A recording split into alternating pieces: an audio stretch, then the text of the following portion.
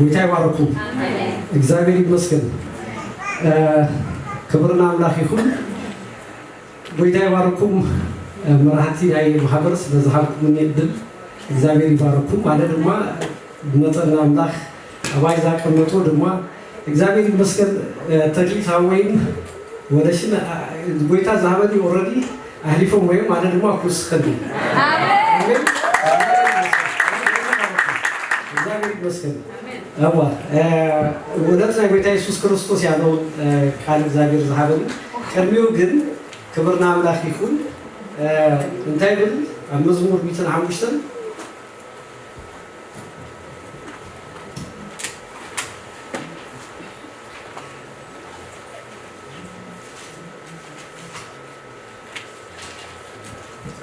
ካብ ሰለስተ እንታይ ብል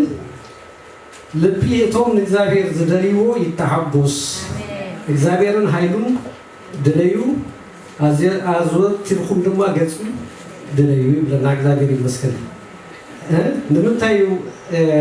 ልብን እግዚአብሔር ዝደልዩ ይተሐጎስ በለ እግዚአብሔር ዝርከብ አምላኽ ስለዝኾነ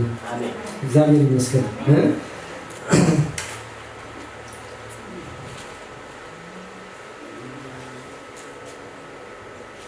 هو እግዚአብሔር ይመስገን ከመይ እግዚአብሔር ዝደልይ አምላኽ ንሕና እንደሌሎች እግዚአብሔር ድማ ዝደልይ አምላኽ እንታይ ግን ልብ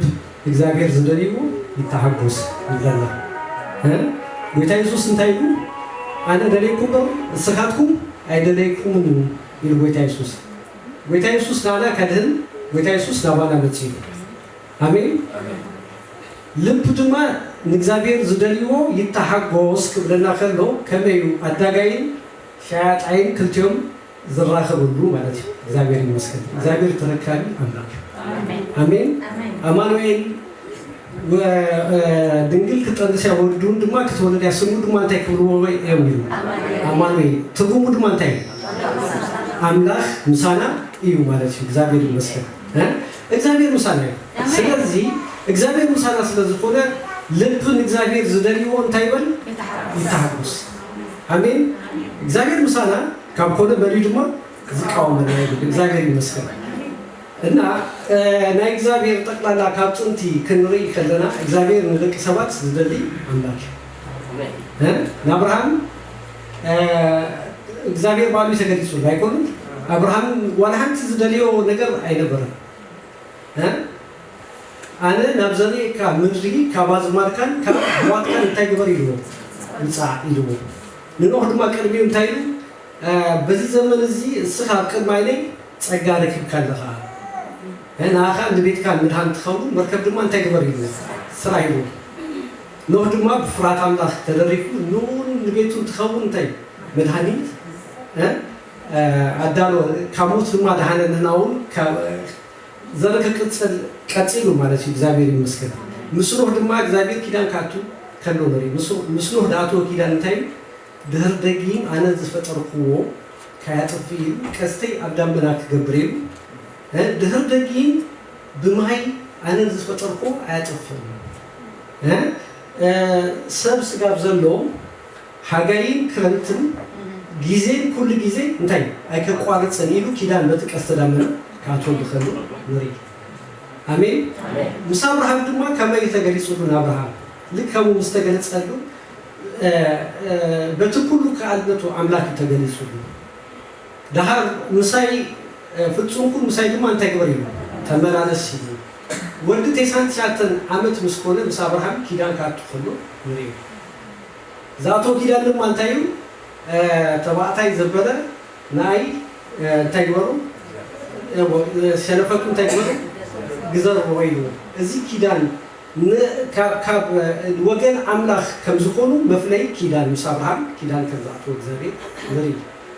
እዚ ሁሉ ክርኢ ከለና ግን እግዚአብሔር በአዩ ናብ ደቂ ሰብ ይመጽእ ዝነበረ አሜን ደሪው ድማ ምስ ያዕቆብ ምስ ይስሐቅ ምስ ያዕቆብ ድማ አምላኽ አብርሃም አምላኽ ያዕቆብ አምላኽ ይስሐቅ ተባሂሉ ክስመይ ከሎ ንሪዮ ዘሪ በይስሐቅ ወጪ ቀጽሉ ድማ በያዕቆብ ወጪ ያዕቆብ ድማ እስራኤል ተሰሚው ንእግዚአብሔር ዝተፈለየ ህዝቢ ኩላ ምድሪ ናተያሞ ቃለይን ተሰማኹም ሃለፋ ኩሎም ህዝብታት ንኣይ ዝተቀደሰ እንታይ ህዝቢ ክትኾኑ ይኹም እስራኤል ድማ መፀውዒ ናይ እግዚአብሔር ስም ክብረት ኮይኑ አሜን እግዚአብሔር ድማ እንታይ ሂቦም ህጉ ሂቦም ህግ ምሳሎም ድማ እንታይ ኣነ ምሳኻትኩም ክነብር እግዚአብሔር ቅዱስ ስለዝኾነ ቅዱስ ንጉሳዊ ህጊ ሂቦ በዚህ እንደተመላለስኩም ኣነ አምላክኩም ይኸውን እስኻትኩም ድማ ህዝበይ ትኹኑ አሜን እግዚአብሔር ዝደልይ አምላክ እግዚአብሔር ናና እንደቅሰብ ሁሉ ጊዜ ምስደለየና ጠቅላላ መጽሐፍ ቅዱስ ክሪዮ ከናጽነው ከለና እንታይ ወድሰብ ሁሉ ጊዜ ካብ እግዚአብሔር ከሃድም እግዚአብሔር ድማ ናና እንደቅሰብ ክደለየና ናይ ከምዚ ምርብራብ መድረኽ ናይ ምርብራብ መድረኽ ምርብራብ ከመይ ደቅሰብ ከዓሉ ካብ እግዚአብሔር ከዓሉ እግዚአብሔር ድማ ናባና እንደቅሰብ ድማ ህይወት ክህበና ሁሉ ጊዜ ምስደለየና ሁሉ ጊዜ እስራኤላውያን ብዙ ሻዕን ካብ ግብፅ ምሳውፅኦ ንእግዚአብሔር አበርኻ ብዙ ጊዜ ተፈታቲኖም ብሙሉ ልቦም እግዚአብሔር አይሰአቡም ፍርቅ ልቦም ናበይ ነይሩ ናብ ግብፅ ነይሩ ፍርቅ ልቦም ናምንታይ ነይሩ ኣብ ግብፅ ዝበለው ዝነበርና ኣብ ግብፅ ዝነበርና ተላ ኣብ ግብፅ በዚ ድማ ነቲ ቅዱስ ነቲ ልዑል ካቆጥዎ ከሎ ንርኢ ግን እግዚአብሔር ከመጠን ትቁጡ ዘይኮነ ግብርታቱ እናራየ ቅዱስኑ እናራየ ካብ ቅዱስኑ እናመቀሎ ባህሪያቱ በደይ ምርብራብ ካወለዶ ናብ ወለዶ እናቀጸለ እግዚአብሔር ምን ምዃኑ ዘሪ መጽሐፍ ቅዱስ ይዘለና ጽድቁ ከመይ ገሩ ከምስተኸለ ዘሪ መጽሐፍ ቅዱስ ይዘለና እግዚአብሔር ይመስገን እና ብዙ ጊዜ እግዚአብሔር ከመጽሐው ምስደለየ ብዙ ሬዚስታንስ ክገብሩሉ ከለው ንሪ ግን እወን አሜንን ኢሎም ዝተቀበሉ እግዚአብሔር ደግሞ ምሶም ክሰራህ ቦም ደግሞ ክትጠቀም ከሎ ድማ ንሪ አሜን እግዚአብሔር ይመስገን ሙሴ ለህዝበይ ካብ ብርቱ ጸበባ ካውጾው ናባኻ መጽየለኹ ምሰሉ መን ኸስኸይሉ እቲ ዘለኹ አሜን ቶም ሰባት ስኻ መሪዮም እንተበሉስ እንታይ ክብሉኒ ኣነ ኣምላኽ አብርሃም አምላኽ ይስሐቅ አምላኽ ያዕቆብ ኢልካ ንገሮም እንተለ አሚኖም ድማ እዚያ ተሐስከያ በትሪ እንታይ እዩ ደርቢያ ናብተመን ተቀይራ መሊስ ከሃዛ ሂዙዋ ናብ በትሪ ተቀይራ ካል ድማ ምልክት አሪቦ ኢልካ አውጪ ደሞ አውጪ ጻዳ ኮይና ናብ ትሽትሹ ምሳቷ መሊስካ ናብ ትሽትሽ አትዋ ምስሎ ድማ ተበሊሳ ነጽሃ ነዚህ ሙሴ አሚኑ እንታይ አሚኑ ነዚህ አሚኑ ሙሴ ድማ ምራሂ ናይ እስራኤል ኩሉ አሜን ዝገበረው ጽድቂ ኣብዚ የለም አብርሃሙ ዝገበረው ጽድቂ የለም አሜን ስለዚህ እግዚአብሔር ይመስገን ለአምላክና ንፍለጡ እቲ አምላክ ዝፈልጥ ህዝቢ ክበርትን እንታይ ከገብርን ይብለን እግዚአብሔር ይመስገን አሜን እግዚአብሔር ጸጋውን እንታይ ማሕበር ባላ ብሳልን ንቁራ ድማ እንታይ ደዋዩ አሜን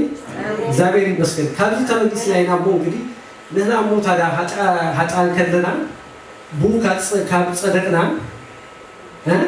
እሞ ምሱ ምስላሃናስ አዚና በህይወት አዚና እንታይ ዘይንገበር ይብለና ዘይንገዘይ ይብለና ትናምባክ ስፈልጥ ህዝቢ ከገብርን ክብርተን አሜን ስለዚህ እግዚአብሔር እንታመን ማለት እግዚአብሔር ቀርባ አምላኽ ዝርከብ አምላኽ ጽድቅ ዝህብ አምላኽ ህይወት ዝህብ አምላኽ እንተ ተመካኸዮ ዘመካ አምላኽ እንተ ተአመንካዮ ዘመን አምላኽ ዘይጸልም አምላኽ ሁሉ ጊዜ ደግሞ አሲስ ይብራ አምላኽ ሁሉ ጊዜ እግዚአብሔር ድማ አብሰልፊ ብርቱ አምላኽ በቃ ለት ዝድለዮስ ለባቂ ካብዙ ነገር ክብጆ ከሎ እግዚአብሔር ነው ካብዙ ማዓት ክብጆ ከሎ ንሪዮ አሜን እግዚአብሔር ይመስገን ማለት አብ ባዘብል እጫበጭ ይሁን ያረጽቡ ርሲ በጽዩን ይብለን አሜን እግዚአብሔር ይመስገን በእግዚአብሔር አስኩ በላይ ገባና እግዚአብሔር ይመስገን በእግዚአብሔር ታጉስ ስለምታይ እግዚአብሔር ناي بحكي أنت فليتنا يوم نقولوا بدلاً أبصر كلون تيجي برا أملاخ يكرز برا أملاخ ها نزي زارينا سيمسون نريو سيمسون إكزابهر مسؤوليهم بعض هايلي يعينهم ده هرجن سيمسون كم تزابهر زدليو ديكونا نتكدسونو شيطون دليلا نتعيلو وسيداتو هيكونن ها سيمسون ፍልስጤማውያን መናገጽ ምስገበሩ ናብ እግዚአብሔር ተማህሊሉ እንታይ ነው ተማህሊሉ ሐሳብ እንተ ተዝከረኒ እነዚያው ከምዚ ዝገበሩ ንጽራቴሲ ካጥፎም በጃኻይም አቡ እንዲኾኑ እግዚአብሔር ለሚኑ ስለምንታይ ከሙለሚኑ ሲምሶን እግዚአብሔር ስለዝፈልጡ ሐሳብ ይሉን በር አይሉ ማህበይሉ ነው ነሃባሩን مسلم خونا ديو حنساب دم لمينو حنساب دما هاي إكزابهر أميل سيمسون تجلسوا نت عندي مساز بلو تاريخ ودكت كلهم فريسة ما عندهم أنت كيلو يبلنا موتو سيمسون بيموتو كابزلو مسموت زكاتلو يبصوا يبلنا إكزابهر مسكين يونس ناب أباي كتما ننوي كيكا هتأتى بزيو لو وقت بنتقل إلك عويش تباهيلو إكزابهر ስለዝፈልጡልን አይከብም ይራስ ለምን ታይፈልጡ ደሪኩም ዮናስ አጸብይሞ ይፈልጡ እግዚአብሔር እንታይ ይፈልጡ እንደሪኩ መሐሪ ይሆን መሐሪ ስለዝኾነ ሰብለነው ድማ ካብ ኃጢያቶም ክርስቶ ሆይሞ እግዚአብሔር ከመሮሚው አለ ድማ እንታይ ይባል ሐሳብ ይባል ስለዚህ ነነዌ ካብ መኻድ ገዲፉ ናበከይሉ ናብ ጠርሴስ ከይሉ ምስ እግዚአብሔር ምተና ያዋጽ ማዕበላት ገማጥለው ተጨነቀት ነፍሱ ናይ ኩሉ መርከበኛታት ናይ ዮናስ ነፍሱ እንታይ ገበረት ተጨነቀት ዮናስ ግን እግዚአብሔር ስለዝፈልጥ ደቂሱ ነው አታሃቲ ትሪንኪሎ ደቂሱ ማዕበል ከይ ማዕበል ጠፋና እና ጠፋናስ ከመይ ግዳይ ብለከን ከመይ ወይለው ዳህር እጽናው ተባይለው እጽ መስወደቀ ናቢዮናስ በጽሐት ቅድሚው ግን እዚህ ሰው በመንዝ በጽሐና ምስሉ በአይሉ ወምኔሩ ዳህር እጽ መስወደቀት ናው በጽሐት ወባ እጽ በደልካ እንታዩ ዝገበርካዩ ኃጢያት እንታዩ ይለው ናዮናስ በልሲ አነ ንቁጽን ንሩሑስን ዝፈጠረ አምላኽ ይፈልጦይ አይኖ ይፈልጦይ ኑ መዝራዝ ገሪፈናም ተርሴስ ይኸይድ ስለዘለኹ ስለዚህ ድማ እንታይ ገበርኩ ይሉ እዚህ ማዕበል ዝመጸ እንታይ ክንገብር ይለሙ ደርቢኒሞ ካህድ ሾው ይታጫ አውጪው እንጂ ካብ ደም እዚ ሰባይ ደም የበላን ይሎም ደርቢው እት ማዕበል ድማ ጸጥ ወደ ሾው አምላኽ አቢ አሳ አዚዙ ዮናስ ከምታይ ከምዝገብሮ ከምዝሆጦ ነሪ ዮናስ እግዚአብሔር ይፈልጥይሞ ሰለስተ ማዓልቲ ለይት አብከብ ዳሳ ኮይኑ እግዚአብሔር ተገሮ ታሚኑ ጸልዩ ማለት ነው ታሚኑ አቡ ተቀላ ጸሎት ላይ ዮናስ ክትሪሞ ምስጋና ነው ስለምታይ ከተካሊ ስለምታይ ከምት ይገርካሊ ገለመና አይኮን እግዚአብሔር ግብሩን ተቀላ ዝገበሩ ተቀላ አመስግኑ አሜን በልድም አይዱ ከምት ዝበልካዲ ነታ አባይ ከተማ ከሄደት ዝበልካዲ ከነግሬ መስወሩ ነታ አሳዘዙና ንቁጽ ምድሪትም አጾይ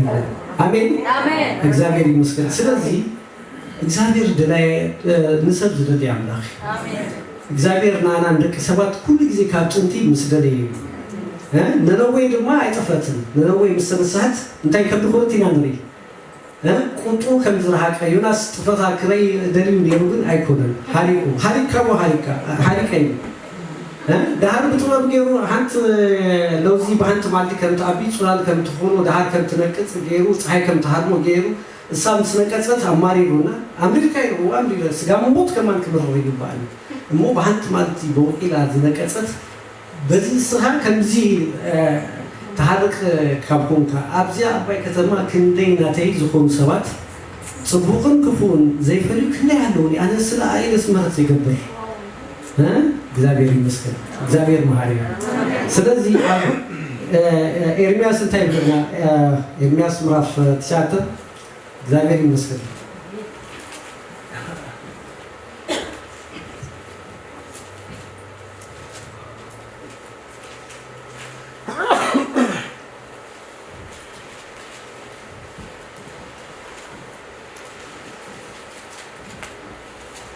أبوه ساعات إسران سلسلة تايب لنا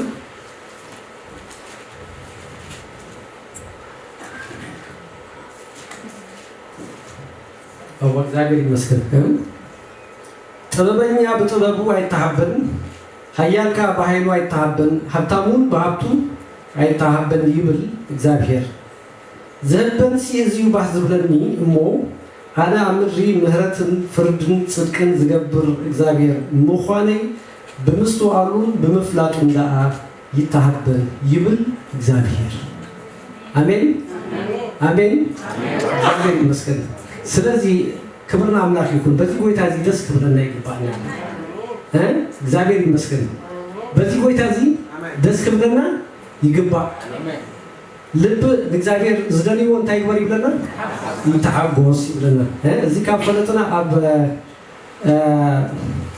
ዕብራውያን ምዕራፍ 1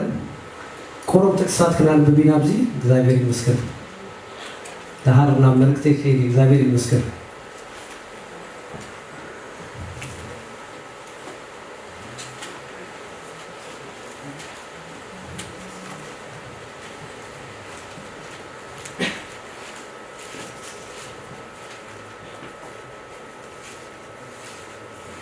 sorry ያው አምላኽ ብዙ ሰዓት ከባህል ጀምሮ ሀደ አምላኽ ብዙ ሰዓት በብዙ መንገድ ቀደም ነቦታትና በደብያት ገሩ መስተዛርበው አብዞን ዳሃሮት ማልታት ናና በት ወራስ ሁሉ ዝገበሮ ቡን ዓለም ዝፈጠረ ወዱ ገሩ ተዛርበና ንሱ ናይ ክብሩ ነጸብራቅን ቅርጽ ባህሪን ከሎ ሁሉን በኃይሊ ቃሉ ያወት ጸዊሩ ከሎስ ምን ጸሃጥያትና ምስገበረ አብላሊ አብየማን ግርማ ተቀመጠ ይብለና እግዚአብሔር ይመስገን እግዚአብሔር ይመስገን አሜን እግዚአብሔር ብዙ ጊዜ እስራኤላውያን እናቱ ህዝብ ዘፈለየው በብዙ መንገድ ነቢያትና ላኸ በብዙ መንገድ ድማ ናቱ ልኡኻትና ላኸ በብዙ መንገድ ናብ እግዚአብሔር ከመለሱ ብዙ ጊዜ እግዚአብሔር ጽይሩ እዚህ ግን በብዙ መንገድ መስተዛረበ ግን ማንንም ናፍጽምና ከበጽህ አይካለም ካለ ድማ ከምት እግዚአብሔር ዝደልዮ እነተሰሙን ካሰጋገሩ አይካለም ስለዚህ አመጨረሻ እት እግዚአብሔር በአሉ ኣብ ሰማይ ይዛረበው ዝነበረ ጌታ ኢየሱስ ክርስቶስ ከምሰብ ኮይኑ ተገሊጹ ናና ክዛረበና ከሎ ንሪ አሜን አሜን እንታይዱ ቅድመ ዝነበሩ ዮሐንስ 10 ቅድመ ዝነበሩ ሁሉም ሰረክትን ጓሃሉታትን ይው አለ ግን ምን ታባቂ ህይወቴ በጃ يهلف من تباقي هيوتي يهلف امين انا بعلي جما نهيوتي بجا باقي زهلفا بعلي جما زاتفا كبو جما مريسه كوسداي نزي تزاز جما كابابوي تقبلكو امين እግዚአብሔር ይመስገን ህጂ ነና ገና ጻላቱ ከለና ክርስቶስ ኣብ ክንዳና ሞይቲሙ አምላኽ አባና ዘሎ ፍቅሪ በዚህም ታይገበራሉ የሪያሉ ይብለና እግዚአብሔር ይመስገን ባር እግዚአብሔር ከምዚ መፍቀሪ ካብኮነ እግዚአብሔር ከምዚ ደላይ ካብኮነ አደ ጸውያኩም በርስኻኩም አይጸዋኩም እንደማይበል አብ ዮሐንስ ወንጌል ምዕራፍ 15 ባር እግዚአብሔር ይመስገን ከምዚ ቀረባ አምላኽ ካብኮነ እግዚአብሔር ቀረባ አምላኽ ካብኮነ ንዛው ድማ ከምትሱ ዝቀረበና ክንቀርቦ ይግባልና አሜን ከምትሱ ድማ ዝደሌና ከቆነሉ ይግባልና አሜን እግዚአብሔር ይመስገን አብራውያን ምዕራፍ 10 ታሃደና እምነት አቦታት ሁሉም ተመስክሩልም እንታይ ብለና ግን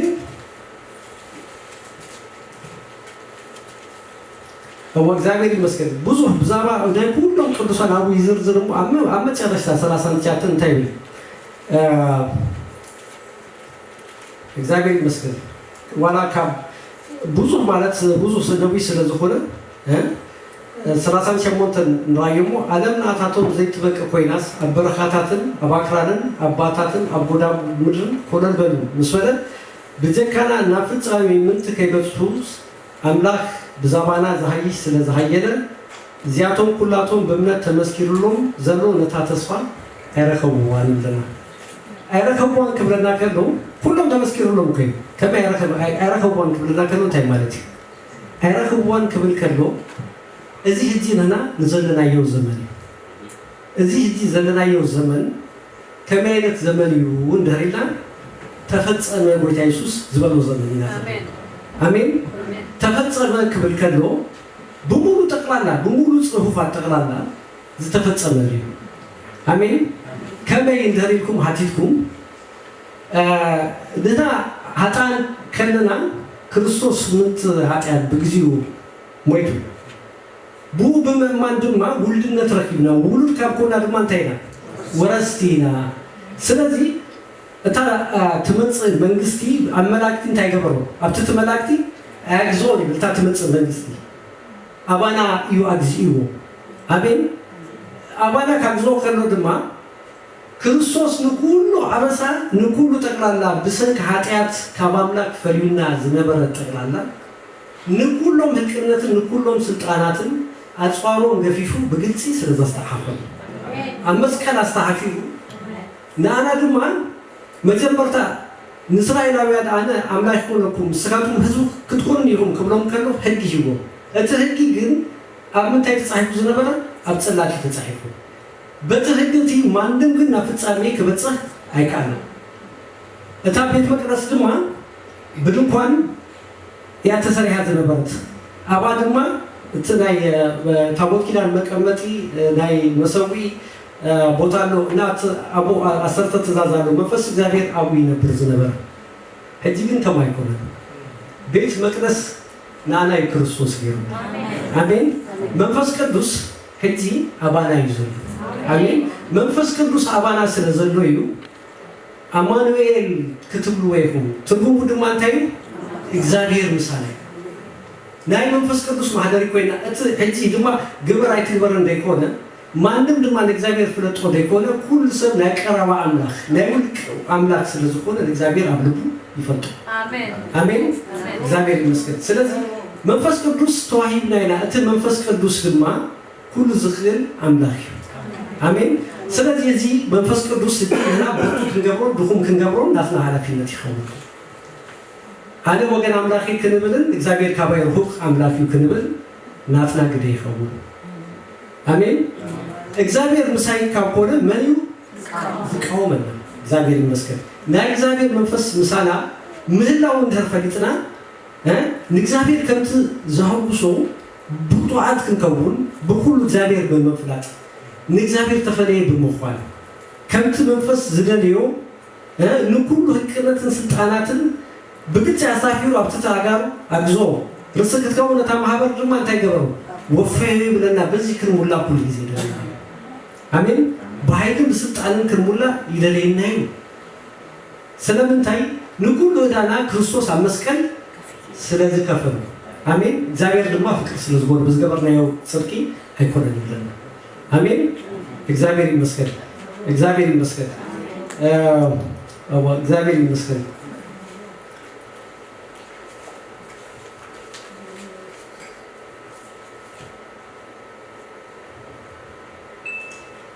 ዮሐንስ ወንጌል ምዕራፍ 12 ላይ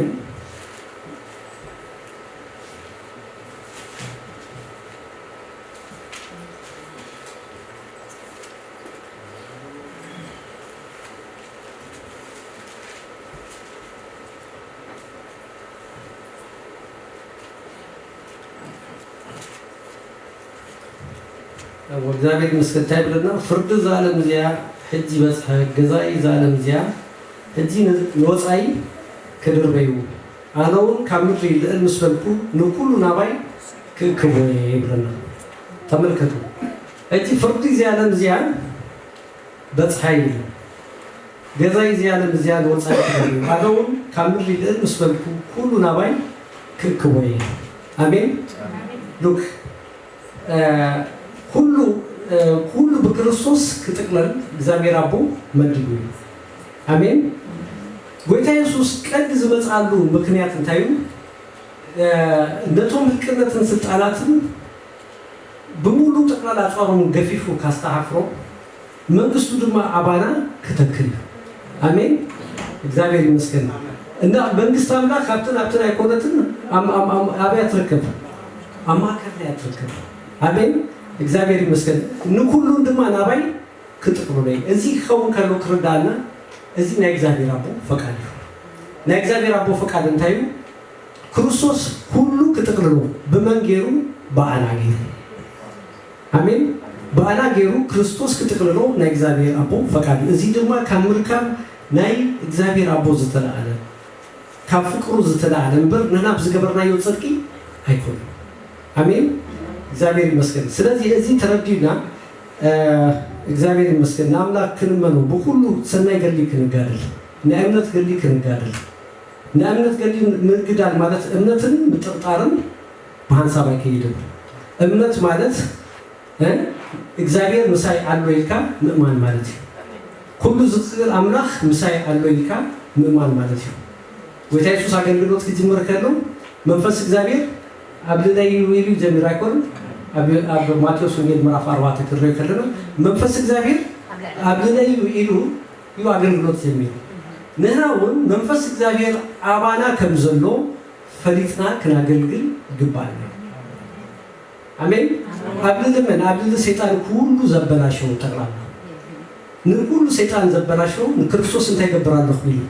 كهدو سيدو أدام سودك موتن مرغمن يمتي أيكونن موت سترساينس موت كم زفونا نريس مجمرتا سغاي موت كنسيلو منفساي موت مجمرتا منفساي موت دهار سغاي موت مصرشتا دما نفسنا سيول تاتولو مالتي كابسلسيو دما كريستوس ادينونا أيكونن أدام حمدي خامون أو حمل تملس دهار سماي سغام سلامسنا بسغا كنغلصينا أيكونن كلهم ماتيهم كبر إكزابير لما سئيلهم يبلنا تبركا مسدابير زنبرنا أبابوز بالكوميونيكيشن تقاريسو زنبرنا بكريستوس دما مسامنا بالكريستوس مستقبلكم بناي مدها منفس قدوس انت يغبركم يبلنا تاعتمكم يبلنا السو دما نمدهنا اربون رستنا يبلنا جس اربون مالتي جس already we are guaranteed متى ግን كندريو ينا هتيجي منفس قدوس أبانا كيلو يمسكرنا آمين إكزابير يمسكن مدهان نفسنا ندات صباحكم يبلنا مدهان نفسنا حجيو نفسنا جناي لهذا مسرع عليها السرعة سجع كسر كلو نفسنا سجع منفسنا كسر كلو دمو نام منفس سجع ده هذا جن كريستوس مسمى صايجن بمولات كنجلتنا نفسنا سجعنا منفسنا كله كم تزدريو إكزابير كم زدريو خوينا آمين إكزابير يمسكن إننا مجمرتا تاينا موت كتيلو دمار موتن مرغم يمتي بعدا أبنتي تسكر رغم يبدي مو هنا بركة أبراهام كنقبل كريستوس أكندنا مرغم كوينو كم مرغم هدين تجبرنا يجري تشايتنا يجري سنجي عوانا هتي مرغم هيسر آمين ما نبي كريستوس انتلو السلمة نعرض كم دخلنا كنعمل زي يدلين آمين تصدقوا صوم كتفلو نزلك أملاخ أيتنازلون أمو تكال مستوم سمعاتو سلزي حابل أنت يقبرون أيتقابو من لنا أنت تصدقوا رسنا كنقبر نهرقينا ما نتصدق ناس تسيوك على بعيزكم نعملاك نحبسو أين خلي نعملاك نحبسو انتايو سلزي قبرنا نقر أملاك سلزي قربنا سلزي فتونا كنا مسكلو بأملاك ندهنا باحكم لنا نأكزابير سراك نسره تقول ذكر أملاك نساي عدو كنبل نتلوات زدو دما أزي بسرات وانجيل كنا بسر آمين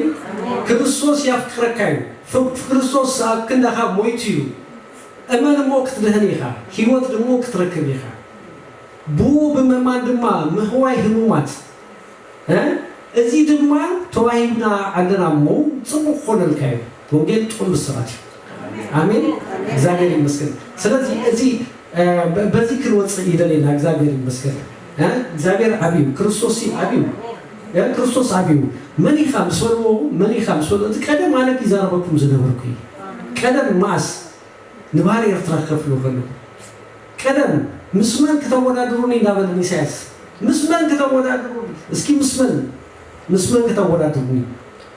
سمايات نا إكزابير مرب ملتا نا إكزابير ንእግዚአብሔር ከመስሎ ዝክልሲ ምን አለው ምስመን ተወዳድሩኒ ተዓቢ አምላኽ አባላ ቀሪው ራዩ ክርስቶስ ከንትራሰብ ምጽዩ ኣብ መብል ባልቶሪዱ ምን ካብዓድ ናብ ዓዲ ይንከራተት ነይሩ ዘጸጋዕሉ ቤት ከማን አይነበሩ ክሰበካ መስሎ ንወኻሩ ጉርጓድ አለው ንጸጋዊት ድማ ማህደር ያለውን ወድ ሰብ ርሱ ዘጽለሉ ይብሉ ተመልከቱ ከምዚዩ ቀሪቡና ኣብ ክንዳና መርገም ኮይኑ ተናዒቁ ጡፍ ኢሎምሉ ተላጊጾምሉ ነዚህ ሁሉ ተዓቢ አምላኽ ጽየ ግን ክርስቶስ ምሶም ዝነበረ ዮሐንስ ብራይ ክሪዩ ከሎ ርሱን ጸጉሩን ጻራ ከም ጸምሪ አይቱ ከም ሓላልታ ሓዊ አጋሩ ከም አገሉ አስራዚ ድምፁ ከም ብዙሕ ማያት ምስራቁ አለ ከሞት ሆንኩ ዋ በሙሉ መላእክት ይሰምሉ ታሪካ ብደንካ ብዘሎ አሌትን ቋንቋታት ናምላክ ዝኾኑ አዲካሉ ይኻሙ በረከት ሰማት ክትወስ ብቆይ እንዳበሉ ክሰቡ ነቱ ኣብ ዝፋን ዘሎ ጌታ ኢየሱስ እና ጌታ ኢየሱስ ማዕረ አምላኽ ምዃኑ ብምንዛ ማዕረ አምላኽ ምዃኑ ከም ምንዛ አይቆጸሩ ርሷት ሓተ ብንብረቱ ድማ ከም ሰብ ኮይኑ ተረኽበ ይብል ከምዚ ዘፍቀረ አምላኽ ይዘለና ከዚናትና ግብሪ ኦፍ ኮርስ ዝተቀበልናዮ መንፈስ ህይወት ኢና ተቀበልና መንፈስ ህይወት እንታይ አለ ቅዱስ ሞስ ካትኩም ድማ ቅዱሳን ኩኑ ካብ ዓለም ተፈሪ ይብለና ካብ ዓለም ተፈሪ ወገን አምላኽ ኩኑ እዚ ስታንዳርድ ናይ እግዚአብሔር አቦዩ ግን ባሉ ዘኽረና ባና ዘሎ መንፈስ በግብረና አይኮነን አሜን እግዚአብሔር ይመስገን ስንካ ጽሎ ግንቢዩ ይብለና አይኮነን ጻድቅ ድማ ናቡ ጎይን ታይገብር ያዕቆብ በአማርኛ ደግሞ ስም የጠና ግንብ ነው ጻድቅ ወደሱ ሮጦ ከፍ ከፍ ይላል አሜን በምን በድካምም ቢሆን ወደ ጌታ በከፍታም ቢሆን ወደ ጌታ በሽታም ቢሆን ወደ ጌታ ያልተሳካም ነገር ቢሆን ወደ ጌታ አሜን ያዋጽዩ በጀኩ ካለ አምላኽ የብናል አሜን በጀኩ መልሃኒ የብናል በጀኩ መፍቀሪ የብናል ስለዚህ አረ በጀካይ ካለ የልቦን ቅርበይ ዝመጹ ሁሉም እንታይ ይሉና ሐሶትን ወዓል ሰዓት ይሉና አሜን እግዚአብሔር ይመስገን ስለዚህ ናቦይታ ምንጻፉም ጽቡ መጻደቅ አሜን አብዚ መንፈስ ቅዱስ አለው አብዚ ጌታ ኢየሱስ አሜን መካብና ሚስጥር ለማመን ጌታ ኢየሱስ ና ህብረትና ምንጪ ጌታ ኢየሱስ አሜን ህብረትና ምስአቦ ምስወድን ምስ መንፈስ ቅዱስ ነው አሜን አሜን ናና አሁት ብምባል ባና ታይገበረን ይብለና አፈር አሜን ባናሳ አሁታይ ንምባል አፈር ክብርና አምላኽ አሜን ስለዚህ አብዚ ማንንም ይሁን ምንም ለላ አምላኽ ንሰሮ ነገር ከህሉ አይገባም ድኾነ ነገር ይሁን ስለምንታይ ንኩሉ መጨረሻ መደምደምታ ተስፋና ኢየሱስ አሜን መጨረሻ መደምደምታ ተስፋና መጨረሻ ንኩሉ ነገር ነናብራና ንስራሃና ንህይወትና ንኩሉ ነገር ተጠቅላላ አሜን ቀዳማይ ክንገብሮ ይደለየና ቡክን መካህ ይደለየና ቡክን መህል ይደለየና እዚ አምላኽ ክንብል ይደለየና እዚ ዘምልኹ አምላኽ ሕያው ክንብል ይደለየና ቡክን ፍክር ይደለየና አሜን እግዚአብሔር ይመስገን ጊዜ ተለና ወለስ ጊዜ ከብክን ዘምሪና ክንጸልይና እዚ ጎይታ እዚ አማከለ